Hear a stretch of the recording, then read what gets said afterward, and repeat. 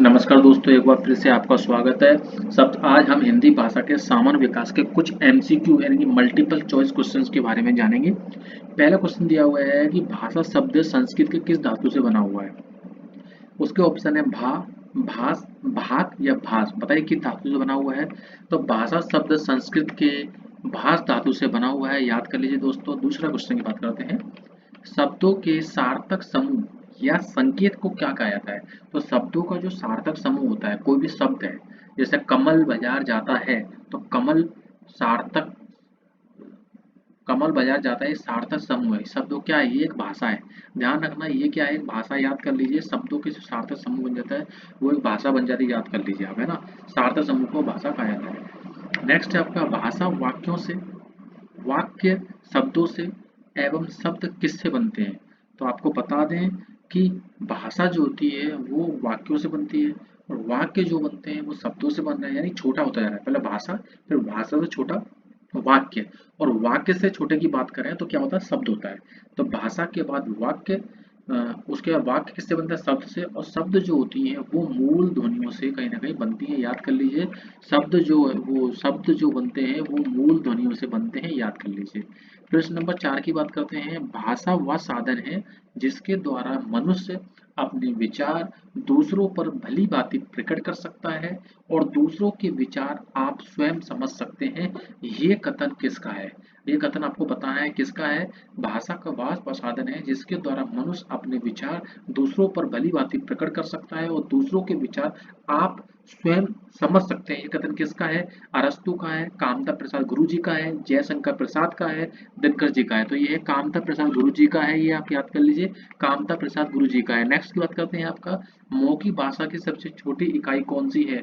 मौखिक भाषा की सबसे छोटी इकाई ध्वनि है, वर्ण है, पद है, वाक्य है। तो मौखिक भाषा की सबसे छोटी इकाई जो है वो ध्वनि है। नेक्स्ट क्वेश्चन आपका, क्वेश्चन 6 में लिखा हुआ है, लिखित भाषा की सबसे छोटी इकाई कौन सी है। लिखित भाषा की पद है, वर्ण है, ध्वनि है या वाक्य है। तो लिखित भाषा की सबसे छोटी इकाई जो है वो वर्ण कहलाती है। ध्यान रखें, कौन सी कहलाती है, वर्ण कहलाती है। प्रश्न नंबर 7 में लिखा हुआ है, ध्वनि के लिखित रूप को क्या कहा जाता है। तो आप याद कर, ध्वनि के लिखित रूप को भाषा कहा जाता है, वर्ण कहा जाता है, पद क्या कहा जाता है, या शब्द कहा जाता है। तो ध्वनि के लिखित रूप को क्या कहा जाता है, वर्ण कहा जाता है। याद कर लीजिए।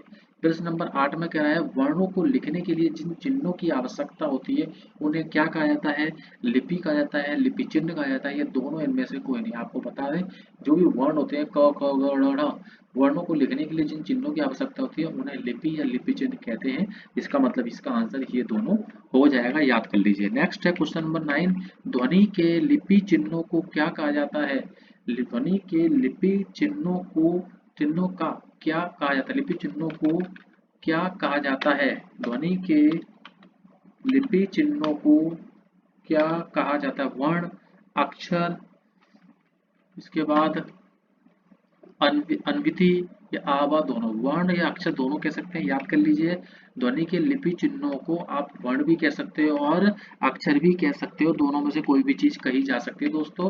प्रश्न नंबर 10 है, जब वाक्य के किसी एक संज्ञा पद के लिए संज्ञा पद के लिंग, वचन, पुरुष, कारक आदि व्याकरणिक कोटियों के अनुसार, कुछ कोटियों के अनुसार, व्याकरणिक कोटियों के अनुसार अन्य पदों का भी स्वरूप निर्धारित करता है, उसे क्या कहा जाता है दोस्तों। उसे कहा जाता है क्या, पद, अन्विति, अन्वय या अथवा और साथ दोनों। तो याद कर लीजिए, जब वाक्य के किसी एक संज्ञा पद के लिंग हो, उसका वचन हो, पुरुष हो, कारक हो, उसका व्याकरणिक कोटि के अनुसार अन्य पदों का स्वरूप निर्धारित होता है, उसे अन्वय या अन्विति दोनों कहा जाता है। इसका मतलब, इसका आंसर कौन सा हो जाएगा, द नंबर इसका आंसर होता है। इसको अन्विति, अन्वय कुछ भी कहा जा सकता है।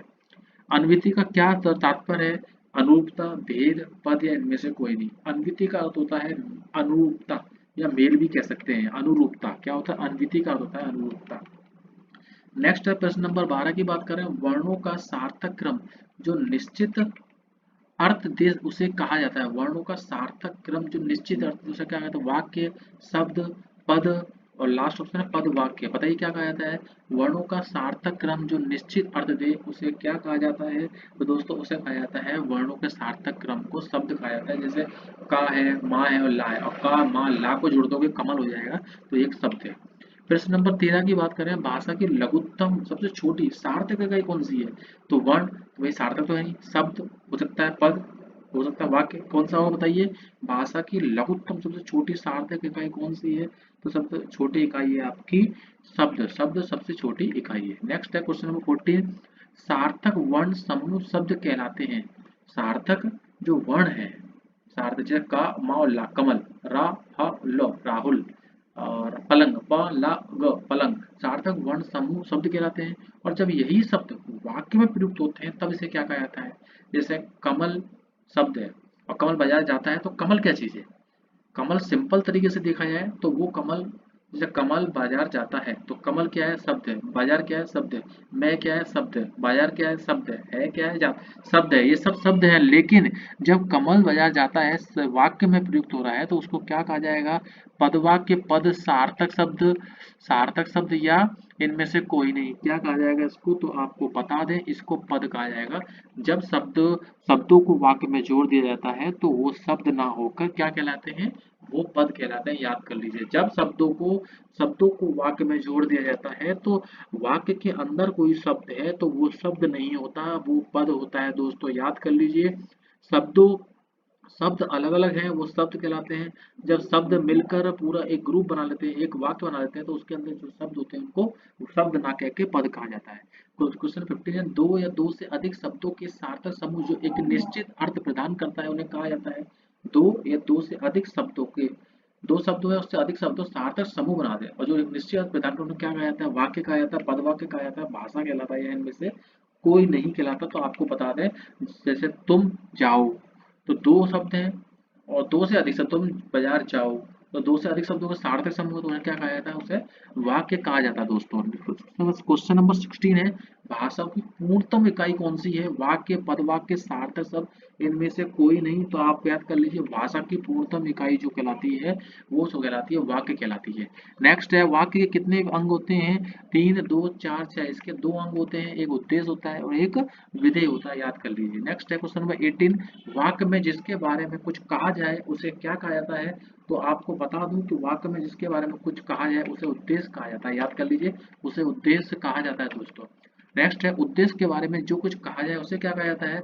उसे दोस्तों कहा जाता है विधेय। याद कर लो, उद्देश्य के बारे में जो कहा जाए उसे विधेय कहा जाता है दोस्तों, विधेय। क्वेश्चन नंबर 20 और लास्ट क्वेश्चन है, हिंदी किस भाषा का शब्द है? हिंदी का है, उर्दू भाषा का है, फारसी भाषा का है, सिंधु भाषा का है? बताइए दोस्तों, बताइए। आपको 5 सेकंड का समय दिया जाता है। हिंदी किस भाषा का शब्द है? 5 सेकंड का समय। मैं बताता हूँ दोस्तों, हिंदी किस भाषा का शब्द है? हिंदी फारसी भाषा का शब्द है। बहुत ही इंपॉर्टेंट क्वेश्चन है और जनरल एग्जाम में आते रहते हैं, इनको आप अच्छे से याद कर लीजिए दोस्तों। नमस्कार दोस्तों।